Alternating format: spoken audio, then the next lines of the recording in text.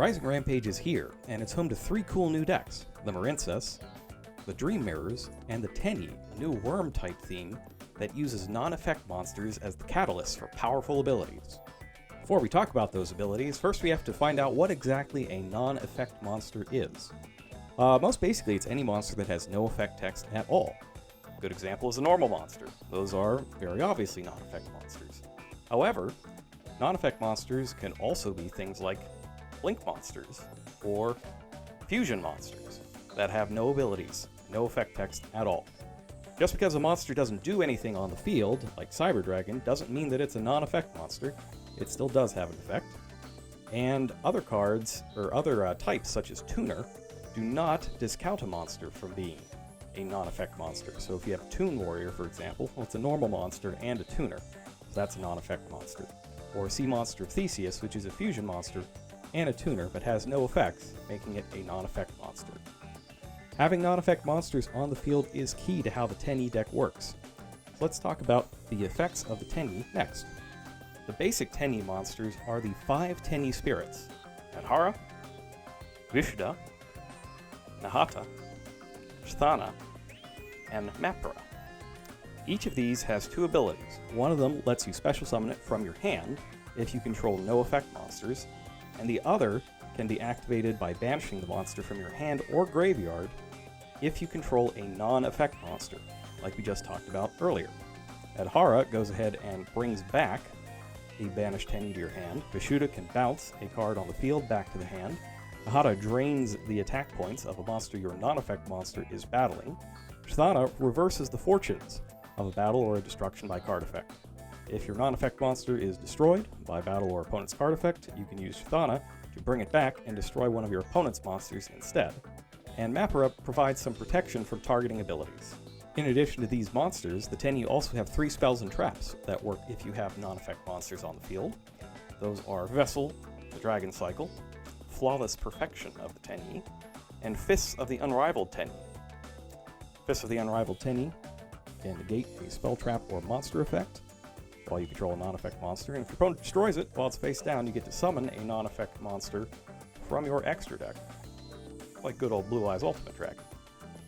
Flawless Perfection of the Tenyi protects your non-effect monsters from monster effects, and also lets you draw 2 cards if your opponent special summons an effect monster while you have a non-effect monster on the field, or a face-down monster.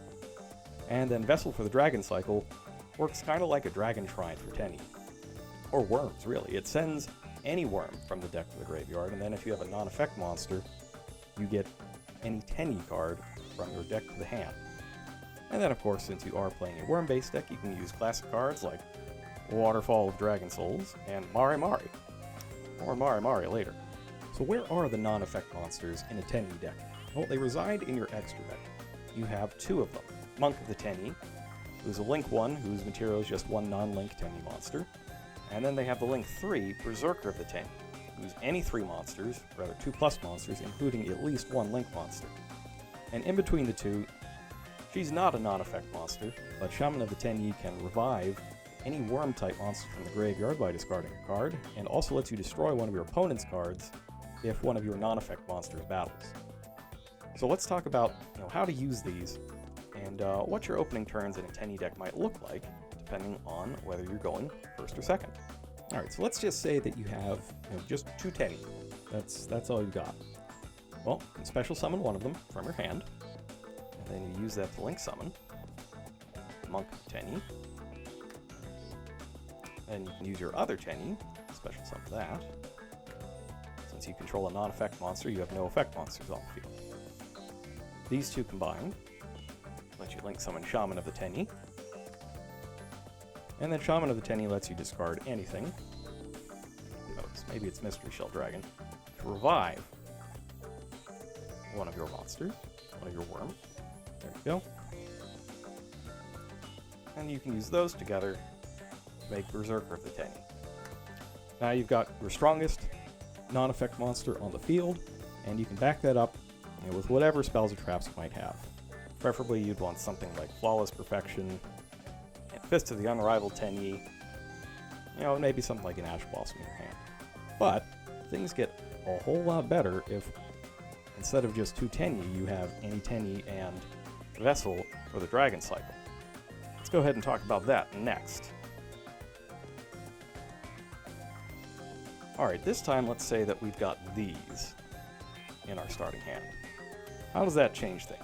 Well, first, we special summon our first Tenyi, and then we link that away for the Monk. Now we activate Vessel for the Dragon Cycle. This lets us send any worm from our deck to the graveyard, not just a Tenyi. So we will send Marimari. Now, we can add any Tenyi from our deck to our hand, since we have a non-effect monster, as long as it's different from everything in the graveyard. So anything but Vishuda. Adhara is a pretty good one. And this goes away. Alright. So now, we'll special summon our second Tenyi, and we'll link summon Shaman again. Now if we're going second, at this point we are actually able to banish Vishuda to bounce an opponent's card, and then banish Adhara to bring Vishuda back to our hand. And that would give us the discard, so you could do this with just 2 cards, you wouldn't even need an additional discard. So let's say we are that fortunate. Our target for revival is Marimari. And the key when you're bringing back Marimari in this situation is to make sure you don't put it at either of the zones that Shaman of the Tenyi is pointing to. You can get away with it in some circumstances, but it's best to just be safe and not do it at all. Alright, now you're going to want to start activating your Marimari's effect. You got to do it one at a time, lowering its level by 1 each time to summon a mini Marimari token. That leaves Marimari at level 4, which is quite important. So if you are going first, and you're just going to try to set up your Berserker and whatever other Tenyi cards you have in your hand, first you're going to use 1 token, Link Kuriboh, then use everything here, and make Berserker. Now, you haven't used your normal summon here, so if you have any level 4 in your hand, it could be another Tenyi, it could be Mystery Shell Dragon, all of this is good.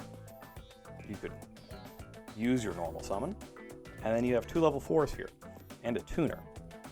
Now right now you can't activate the effects of anything special summoned from your extra deck except for Tenyi monsters. That's the condition of Shaman of the Tenyi.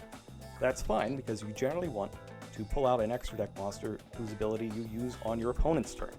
So if you want to synchro, I would go with Psy-Frame Lord Omega, which could bring back your Adhara next turn during the standby phase and then take a card out of your opponent's hand. Alternatively, if you know you're going up against a graveyard-focused deck, you could go with Abyss Dweller instead. And your Abyss Dweller will have the plus 500 since one of its materials has an original attribute of water. It's a pretty nice little opening there for 3 cards, being able to turn all of your Tenyi cards online because you have the non-effect monster, as well as the shutdown Xyz monster like Abyss Dweller, or something that furthers your strategy and disrupts your opponent like Psy-Frame Lord Omega. That's if you're going first, but what if you're going second? Let's go ahead and reverse this back to where we have the 3 tokens. So we got tokens, we got more tokens, and we have Marimari. There we go. And preferably we have bounced away one of our opponent's cards with Vishuda as seen before. Now in a scenario like this, you can actually deal over 8,000 damage if you have a clear board to swing at. Here's how you do it. First you go ahead and use one of these tokens, so Link Kuriboh, he's back in the extra deck. Now he's on the field. And then we use another one. We're going to make Link Spider. Remember that tokens are normal monsters, so this works. Now these 2 together, since they're both Cyberse type, are going to be used to create Flame Administrator, who needs 2 Cyberse monsters, and boosts the attack of all your Link monsters, including itself, by 800 points. So there's 2,024 right there. Now we got to get another 4,000 or so, 3,600 really, out of these 2 monsters, which are a level 4 tuner and a level 1 non-tuner. And fortunately there is a synchro monster that fits the bill, if that's what you need. And it's High Speed Roid Chandra. Now remember, you can't activate effects of non-Tenyi monsters that were special summoned from the extra deck this turn. So High-Speed Chanbara is not going to gain 200 attack points after each of its attacks, but it can still attack twice. That's a continuous effect. It does not activate.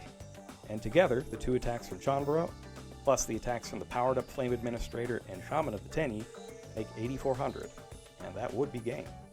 Of course, that's just the surface of what you can do with the Tenyi deck. There are a ton of other cool plays and strategies you can come up with if you think about it just a little bit. So I hope that everybody who got their hands on some Tenyi cards from Rising Rampage gives the deck a try. I think it's a lot of fun, and it's pretty strong too. I think you'll enjoy it. And I'll see you next time.